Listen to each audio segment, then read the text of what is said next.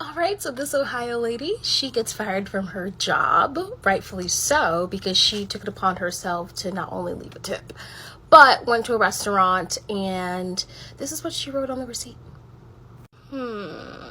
Zero, you suck. It was an $84 receipt. And she goes, I hope Trump deports ya. Now, the reason she wrote this is, from my understanding, is that the restaurant, this Mexican restaurant, has a 1 coupon per table policy, which Stephanie was not too fond of. And so not only did she not leave a tip, shame on you, but she decided to leave this for what? I mean, geez, there's no excuse for this behavior. But this is how karma gets ya. So I guess, I don't know, the gods, people, they found out where she worked and they reported her to her real estate company, and as a result, she got fired. Which honestly just gets even more comical, because then she takes it upon herself to start her own GoFundMe, which is absurd. But thank goodness that the GoFundMe organization, they took it down, so that's great. But it's fascinating to me now. This lady just walks into a restaurant and she did the unnecessary thing, and she actually got punished for it from her personal life. And I love that. I love what social media is now. But also, because social media, its positive moments happen here. Good for Ricardo, the server. I don't think I mentioned his name. GoFundMe helped him out. Yay to Ricardo for receiving almost $20,000 plus of a tip. So good for Ricardo. Apparently Ricardo, he has 2 jobs. Sundays is where he works at this Mexican restaurant. And so, it's not even Ricardo's restaurant, okay? He's just a server that works there. So that's another thing. I can't stand when people, if that's a policy, one, if you can't afford to go out to eat, then cook at home. Cook at home. I know groceries are expensive, but come on. If we are not happy with using more than 1 coupon at a table, and it leaves you this distressed, it leaves you, this angry enough to do this, go to the grocery store. Go to Aldi. So at the end of the day, lady Stephanie Lovins, you lose. A Hispanic server in Ohio working his shift, doing his job, brings an $87 bill to a table. Customer gets mad about a coupon policy, so what does she do? She writes, I hope Trump deports you, where the tip should be. $0 just hate. Now here's the thing. This man could be 4th-generation American, could have ancestors who built this country for free, but none of that matters to her, because in her mind, if you look a certain way, you don't belong here. But what happened next? The internet said, not today. The community said, not in our city. And capitalism said, not with our company name on it. Stick around, because this is about way more than one credit and one receipt. This is all about all of us. With this clip, and then I will be back to discuss everything with you guys. This week in wild real estate news, a Century 21 agent from Ohio is getting dragged all over the internet because she allegedly decided to FAFO out in public. So allegedly, this real estate agent out of Ohio, under her free will, went to a Mexican restaurant establishment, had her meal, and got to the end of the meal, and with the receipt, there is a photo of this all over the internet, with 0 tip. Wild. Number one. Number two, there is a racist remark under her signature line. Allegedly, she wrote this, and allegedly she scratched out her name. Unfortunately, the photo that has been leaked everywhere shows a merchant copy and a customer copy. So she signed one, scratched out her name, allegedly, and then did not fill out the other and did not scratch out the name either. So this is a wild thing. Not only are you in the public eye when you are a real estate agent, but going to an establishment under your own free will and then making a racist comment and then not leaving a tip, wild. As a geriatric millennial, I know that the internet is forever. So as soon as that was like out, it's out. Even if it was staged or the receipt was tampered with or whatever, it's out there. And that is like awful. And the sad thing is, in today's society, we have bad people on all sides. So it doesn't matter what your, race or religion or your sex is, that there are bad people in all walks of life. So when you are going to find a real estate agent, maybe do a quick Google search. I do know that allegedly she was let go from Century 21 at that office, and I'm not sure where that puts her, because in Oregon, if we are let go from our office, our license legally has to be like at some establishment. We can't just be like a free agent on our own. There has to be, a business license like over us and a broker. So I'm not sure where this is going to go, and I am going to follow along with this. But this is just going to say, like, whether you're hiring a real estate agent or someone's going to work on your house, because they are coming into your home, please vet these people. Please take the time to do a quick Google search. Or if you need to do like a background check, those are available online. But do your due diligence and just work on being a good person. And, internet's forever. So this is Stephanie Levens. This was her excuse and her attempt to get out of her racist receipt left for a server in Columbus, Ohio.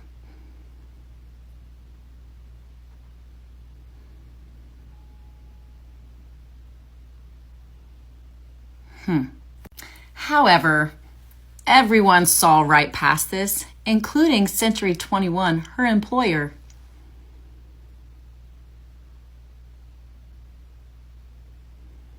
Now, everybody go visit Ricardo on Sunday. I have a really fun update on that Stephanie Lovin story, that white woman who went to the Mexican restaurant, and where it said leave a tip, she wrote, no, I hope Trump deports you. Yeah, some of you have heard about it, so stick around for just a minute. But if you haven't, Stephanie Levens, a white woman, was a realtor in Ohio, and she went to a Mexican restaurant and she left that note. Well, they saw her name after she scratched it out on the customer copy, or on the merchant copy. They saw it on the customer copy. So anyway, long story short, she was found. She was fired from, I think it was Century 21. She's no longer a realtor. That's the part that I already knew. That's the part that kind of had gone around. But what I didn't know is that she started a GoFundMe. She started a GoFundMe because of her financial hardships and because she wanted to get some money so she could enroll herself in basically diversity training to learn more about how she could be better in these situations and how she could. Stephanie, I'm sorry, but today is going to be your last day. Your manager just felt that you were not a great team player. And as you know, you are an at-will employee. I don't think this has anything to do with my not being a team player. I think this has to do with the fact that I've been complaining that there are some unlawful practices going on around here, and I think that this is retaliation. I'm going to go talk to a lawyer. What's good, my people? It's your boy Rick, and today we need to talk about something that's been burning up the timeline. Columbus, Ohio, a restaurant server, Hispanic man, just trying to make a living, gets stiffed on an $87 bill. But it's not just that, he didn't get a tip. The customer wrote, I hope Trump deports you, on the receipt line. Let that marinate for a second. Note, service was bad, not food, was called a whole deportation threat over a coupon dispute. Now, before you think this is just another Karen caught on camera story, I need you to understand something. This is a window into where we are as a society right now. It's about how political tension becomes personal violence, how everyday bigotry gets a permission slip from the culture, and now how community response can either enable hate or extinguish it. Let us break this down. So here's what happened. This woman, later identified as Stephanie Levin, a real estate agent, was at a Mexican restaurant. There was a policy, one coupon per table. She didn't like that. Apparently, in her mind, the appropriate response to being told no about a discount was to weaponize immigration rhetoric against a service worker. She leaves 0 tip, writes that message, walks out. But this is 2026 family. Somebody sees it, somebody snaps a photo, somebody posts it, and now it is not just between her and the server anymore. It is between her and the entire internet. People start digging. They find out where she works. Century 21 gets flooded with messages. Within days, they release a statement. We do not condone acts of discrimination. We've terminated our affiliation with her. Her excuse, my credit card was stolen. That wasn't me. Nobody bought it. Not her employer, not the public, not even GoFundMe, who took down her fundraiser when people reported the context. But here's where it gets beautiful. Community mobilized. People from Columbus, from New York, from all over sent tips, showed up at the restaurant, presented that server with $1,385 in cash. A former banker and her friends came, prayed over him, celebrated him. That's the part that matters. Now, let me tell you what this story really reveals. First up, the political rhetoric has become a weapon in everyday disputes. This woman didn't care if this man was a citizen, didn't ask where he was born, didn't verify anything, just saw us, someone she perceived as other and reached for the closest political slogan she could use as a danger. I hope Trump deports you wasn't about immigration policy, it was about power. It was about saying, I see you as a less than. I can threaten your existence over chips and salsa. And that's the danger. Family, when political division runs its deep, people stop seeing policy and start seeing people as targets. A Kupun dispute becomes a reason to invoke state violence. That's not normal. That's not okay. That's a society eating itself. Number two, the mask of moment is real. People love to say Trump didn't create racism, and that's true. But what he did was what this whole era has done is make people comfortable saying out loud what they used to whisper. The mask is off, the filter is gone. People feel emboldened to be publicly cruel because they see it modeled at the highest levels and they think if he can say it, why can't I? This woman thought she could leave that message and walk away, thought there'd be no consequences, thought a little act of hate would stay contained in that moment. She was wrong. Yeah. Third, three, yeah? Social media is the new public square and it works. Say what you want about Twitter, TikTok, Instagram. They've created a form of accountability that didn't exist before. You can't be racist in a restaurant and expect it to stay there. Somebody's watching, somebody's recording, somebody's reporting, right? And yes, that scares people, but maybe it should be.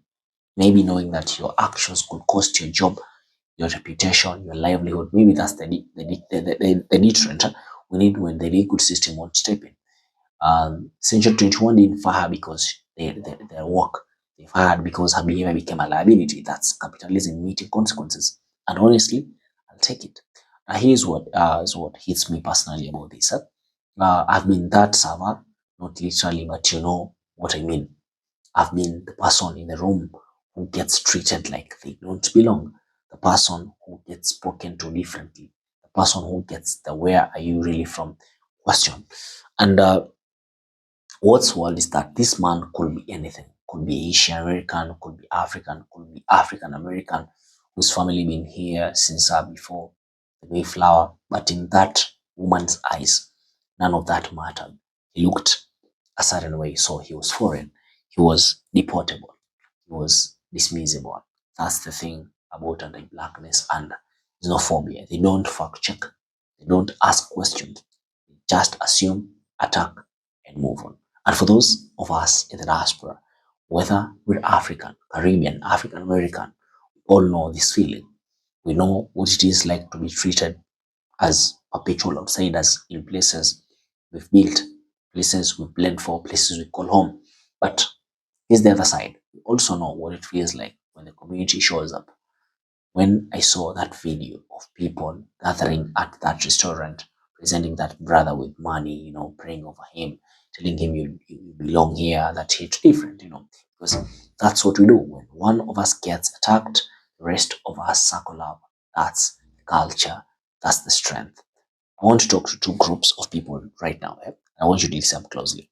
If you've ever been on this receiving end of something like this, I see you. I know that pain doesn't wash off with one good news story.